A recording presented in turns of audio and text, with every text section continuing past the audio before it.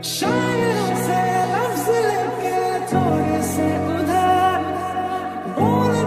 পাওয়ার কিছু নাই, আমি চোর ডাকাত ছিনতাইকারী কিছুই না। বিশ্বাস করেন, আপনাকে দেখার পরে আমার বুকে ব্যথা শুরু হয়ে গেছে। তাহলে আপনি ডাক্তার দেখান। আরে বাবা, এই ব্যথার মেডিসিন তো ডাক্তারের কাছে নাই, আপনার কাছে আছে। আরে আরে কি করছেন আপনি?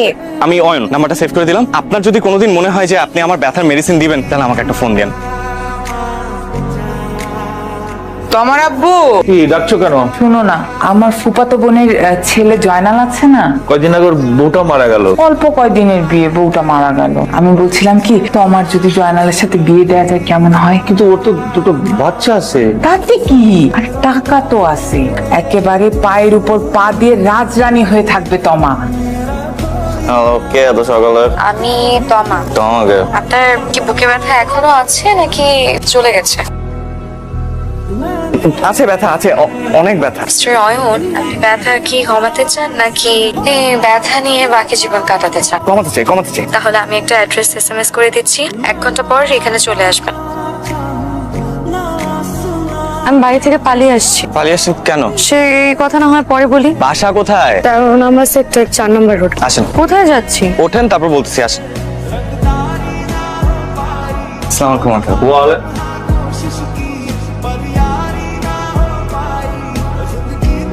তুমি এখানে এখানে কি চাও? আঙ্কেল, আপনার মেয়ে। তোমা, তুই আমার মেয়ে নিয়ে পালাইছস? এই ফালতু ছেলেটার সঙ্গে আমার মেয়ে হয়ে পালাইছস? আঙ্কেল, আমি বুঝতে না। তোর মুখ আমি দেখতে চাই না। এই বাড়ির দরজা আজ থেকে তোর জন্য বন্ধ। যা, কথাটা একটু শোনে না। একটা কথা আমি শুনতে চাই না।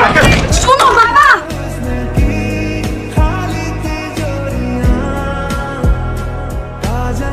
রাতে বলছিলি ওকে? মা বাবা, ভাবি, আমার ভাবি।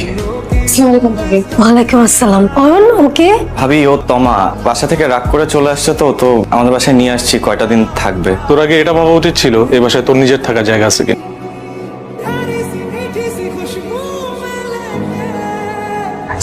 আমাদের চ্যালেঞ্জ দিয়ে বললাম আজকাল রাতটা কোনো রকম কাটাও। আমি চাই ফজরের নামাজের পর পর আজান দিব, তুমি তো যাইবা গা বন্ধু। কই যাবো? কি করতেছিস? না কই যাবো এটা তো আমি জানি না। আমি তো তোমার কন্ট্যাক্ট করে আনে নিয়ে আইনি যে বন্ধু তুমি আও। আমি থাকি ব্যাচেলার বাসায়, দুইটা পোলা একটা মায়া, বাড়িওয়ালা যদি জানে কি করবো। আমি মনে হয় আপনাকে খুব বিপদে ফেলে দিয়েছে, তাই না? কি বলছেন? কিসের বিপদ? এটা কোনো বিপদই না। আর এটা আমার ফ্রেন্ডের বাসা, আমার বেস্ট ফ্রেন্ড। আসসালামু আলাইকুম আঙ্কেল।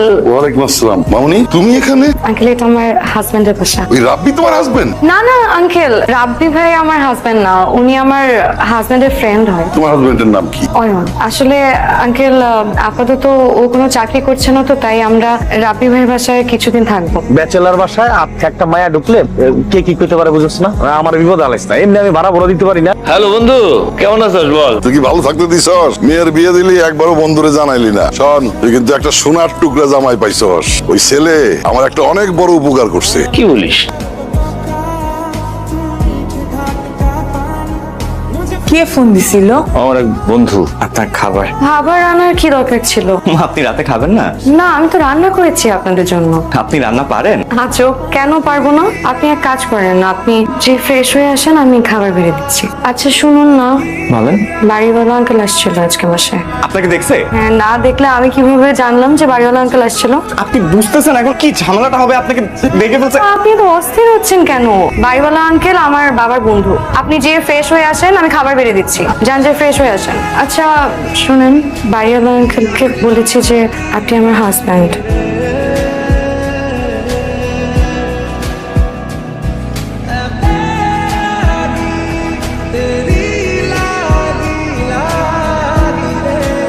অয়ন, আঙ্কেল, আপনি যেটা জানেন মনে হয়। অয়ন, আঙ্কেল, তোমা কোথায়?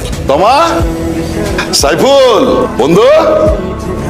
তুমি আমাকে মাফ করে দিও বাবা, আমার আসলে এইভাবে এখানে আসা উচিত হয়নি, কিন্তু আমি জানি আমি এমন কিছু করিনি যাতে তোমাকে কোনোদিন ছোট হতে হয়।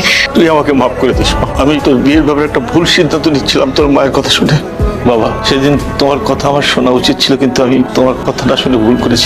তোমাকে মাফ করে দিই। ছি ছি, আঙ্কেল আপনি কি বলতেছেন এগুলো? এই আঙ্কেল কি? শ্বশুর আব্বা বলো। কি এমন করতেছেন কেন? আব্বার আব্বা কবি না, আঙ্কেল আব্বা কর।